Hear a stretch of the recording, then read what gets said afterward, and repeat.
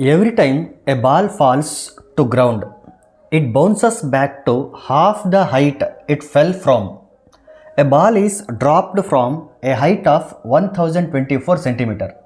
The maximum height from the ground to which it can rise after the 10th bounce is. The options are 102.4 centimeter, 1.24 centimeter, 1 centimeter and 2 centimeter. Question ನಾವು ಕರೆಕ್ಟಾಗಿ ಅರ್ಥ ಮಾಡ್ಕೊಳ್ಬೇಕು. ಏನಿದೆ ಅಂತಂದರೆ, every time a ball falls to ground it bounces back to half the height it fell from. ಅಂದರೆ ಮೇಲಿಂದ ಒಂದು ಸಾರಿ ಏನಾದರೂ ಬಾಲ್ ಈ ರೀತಿ ಬಿತ್ತು ಅಂತಂದರೆ ಅದು ಎಷ್ಟು ಹೈಟಿಂದ ಬಿದ್ದಿರುತ್ತೋ ಅದರ ಅರ್ಧದಷ್ಟು ಮಾತ್ರ ಬೌನ್ಸ್ ಆಗಿ ಮೇಲ್ಗಡೆ ಬರುತ್ತೆ.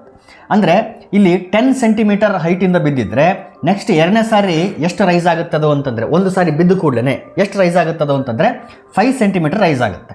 ಮತ್ತೆ 5 ಸೆಂಟಿಮೀಟ್ರಿಂದ ಕೆಳಗಡೆ ಬಿದ್ದು ಕೂಡಲೇ ಮತ್ತೆ ಥರ್ಡ್ ಬೌನ್ಸಿಗೆ 2.5 ಅಷ್ಟು ರೈಸ್ ಆಗುತ್ತೆ. ಅಂದರೆ ಹಿಂದೆ ಅದು ಎಷ್ಟು ಹೈಟಿಂದ ಬಿದ್ದಿತ್ತೋ ಅದರ ಅರ್ಧದಷ್ಟು ಹೈಟು ಅದು ಬೌನ್ಸ್ ಆಗುತ್ತೆ ಅಂತ. ಇಲ್ಲಿ ಒಂದು ಬಾಲ್ ಎಷ್ಟು ಹೈಟಿಂದ ಬಿಡ್ತಾ ಇದ್ದಾರೆ ಅಂತಂದರೆ 1024 ಸೆಂಟಿಮೀಟರ್ ಇಷ್ಟು ಹೈಟಿಂದ ಬಿಡ್ತಿದ್ದಾರೆ. ಇಲ್ಲಿ ಸ್ಟಾರ್ಟಿಂಗ್ ಪಾಯಿಂಟ್ ಇದು, ಇಲ್ಲಿಂದ ಇಲ್ಲಿಗೆ 1024 ಸೆಂಟಿಮೀಟರ್ ಹೈಟ್ ಇದೆ. ಸೊ ಅಷ್ಟು ಹೈಟಿಂದ ಒಂದು ಬಾಲನ್ನು ಡ್ರಾಪ್ ಮಾಡಿದಾಗ ಫಸ್ಟ್ ಬೌನ್ಸಲ್ಲಿ ಇಲ್ಲಿ ನೋಡ್ರಿ, ಫಸ್ಟ್ ಬೌನ್ಸಲ್ಲಿ ಅದು ಎಷ್ಟು ಬೌನ್ಸ್ ಆಗುತ್ತೆ ಮೇಲ್ಗಡೆ ಅಂತಂದರೆ ಹಾಫ್ ಆಫ್ 1024. ಅದನ್ನು ನ್ಯೂಮರಿಕಲಿ ಬರೆಯೋದಾದರೆ ಹಾಫ್ ಆಫ್ 1/2 ಆಫ್ 1024, 1024ರ ಅರ್ಧದಷ್ಟು ಅಂತ. ಮತ್ತು ಸೆಕೆಂಡ್ ಟೈಮ್ ಬೌನ್ಸ್ ಆಯಿತು ಅಂತ ಅನ್ಕೊಳ್ರಿ. ಸೆಕೆಂಡ್ ಟೈಮ್ ಬೌನ್ಸ್ ಆದಾಗ ಅದೆಷ್ಟಾಗುತ್ತೆ ಅಂದರೆ ಹಿಂದೆ ಎಷ್ಟು ಹೈಟಿಂದ ಬಿದ್ದಿತ್ತೋ ಅದರ ಅರ್ಧದಷ್ಟು, ಹಿಂದೆ ಎಷ್ಟು ಹೈಟ್ ರೈಸ್ ಆಗಿತ್ತು ಅಂತಂದರೆ 1024ನ ಅರ್ಧದಷ್ಟು ರೈಸ್ ಆಗಿತ್ತು. ಸೊ ಇದರ ಅರ್ಧದಷ್ಟು ಅಂತಂದರೆ ಹಾಫ್ ಆಫ್, ಇದು ಹಾಫು. ಹಿಂದಿನ ಡಿಸ್ಟೆನ್ಸ್ ಎಷ್ಟು, ಹೈಟ್ ಎಷ್ಟು ಇಲ್ಲಿದೆ ನೋಡ್ರಿ ಈ ಕ್ವಾಂಟಿಟಿ. ಸೊ 1/2 ಇಂಟು 1024 ಇದು ಹಿಂದಿನ ರೈಸ್ ಆಗಿರೋದು, ಹಿಂದಿನ ಹೈಟು. ಇದರ ಅರ್ಧದಷ್ಟು ಅಂತ ಹೇಳೋದಕ್ಕೆ 1/2 ಹಾಕಿದ್ದೀವಿ. ಸೊ ಇದನ್ನು ಮಲ್ಟಿಪ್ಲೈ ಮಾಡಿದರೆ 1/2 ಇಂಟು 1/2. ನೀವೀಗ ಕೇಳ್ಬೋದು ಇಲ್ಲಿ ಡಿವೈಡ್ ಮಾಡಿಬಿಡ್ಬೋದಲ್ಲ ಅಂತ ಕೇಳಿದರೆ ನಮಗೊಂದು ಪ್ಯಾಟರ್ನ್ ಸಿಗಲ್ಲ. ಆ ಪ್ಯಾಟರ್ನ್ ಅಬ್ಸರ್ವ್ ಮಾಡೋ ಸಲುವಾಗಿ ನಾವೇನು ಮಾಡ್ತಿದ್ದೀವಿ ಅಂತಂದರೆ ಇವುಗಳನ್ನ ಡಿವೈಡ್ ಮಾಡ್ತಾ ಇಲ್ಲ, ಆ್ಯಸ್ ಇಟ್ ಈಸ್ ಇಟ್ಕೊಳ್ತಿದ್ದೀವಿ ಇಲ್ಲಿ. ಸೊ ಇಲ್ಲಿ 1/2 ಇದೆ, ಮಲ್ಟಿಪ್ಲೈ ಮಾಡ್ಕೊಳ್ರಿ 1/2 ಸ್ಕ್ವೇರ್ ಆಗ್ತದೆ, ಅಥವಾ 1/2 ಹೋಲ್ ಸ್ಕ್ವೇರ್ ಅಂತ ಕೂಡ ಅಂದ್ಕೊಳ್ಬೋದು ನೀವು.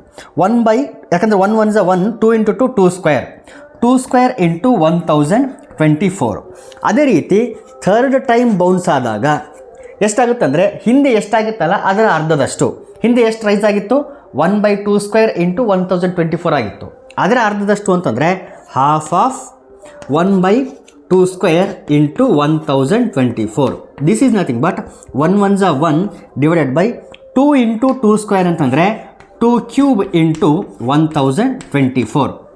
ಈಗ ಈ ಮೂರನ್ನು ನಾವು ಅಬ್ಸರ್ವ್ ಮಾಡಿದರೆ ಒಂದು ಪ್ಯಾಟರ್ನ್ ನಮಗೆ ಸಿಗುತ್ತೆ.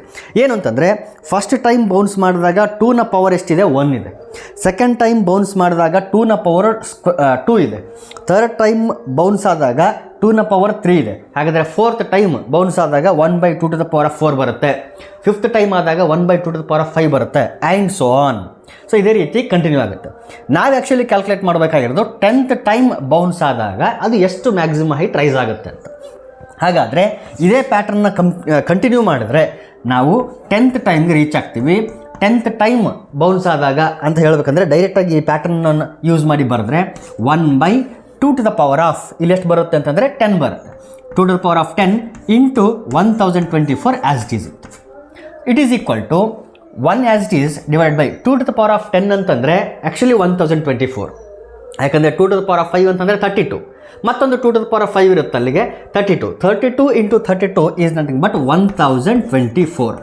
ಇಲ್ಲೊಂದು 1024 ಇದೆ. ಎರಡನ್ನು ನಾವು ಕ್ಯಾನ್ಸಲ್ ಮಾಡಿದರೆ ಮ್ಯಾಕ್ಸಿಮಮ್ ಹೈಟ್ ಎಷ್ಟು ಹೋಗುತ್ತೆ ಅಂತಂದರೆ 1 ಸೆಂಟಿಮೀಟರ್ ಅಷ್ಟು ಅದು ಹೈಟ್ ಹೋಗುತ್ತೆ. Therefore third option is the correct option.